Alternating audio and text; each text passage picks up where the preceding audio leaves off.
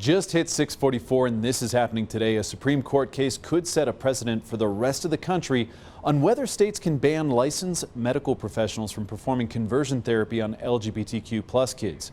At the center of this case is a Colorado Springs counselor. So let's go live to Scripps News Group national correspondent Joe St. George. And Joe, what's at stake here, and could conversion therapy soon be legal again in Colorado?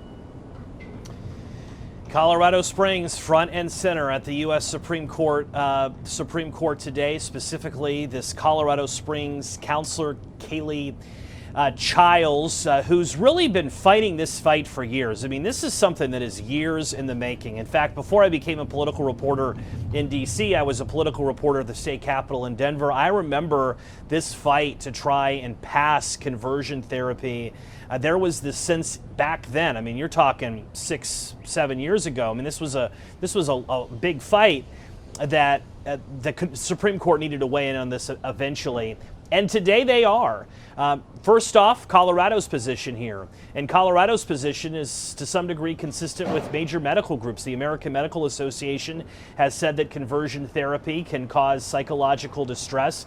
Attempting to convert or discussing converting a LGBTQ+ youth individual or someone who identifies as LGBTQ+, converting them to being a heterosexual. Different definitions, but for the most part, that's essentially what it means. Attorney General Phil Weiser, in an interview with the Scripps News Group earlier this year, said, look, Colorado can regulate therapists and counselors in the state.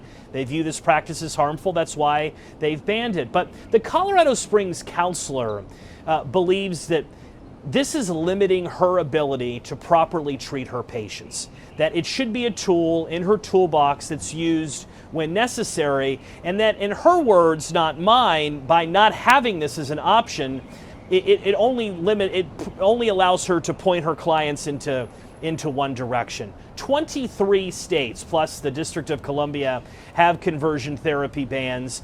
This would impact all of them potentially if this law were to be overturned. It's a 6-3 conservative-leaning Supreme Court. That doesn't mean they're going to rule one way or another. The Trump administration is siding with the Colorado counselor in this case.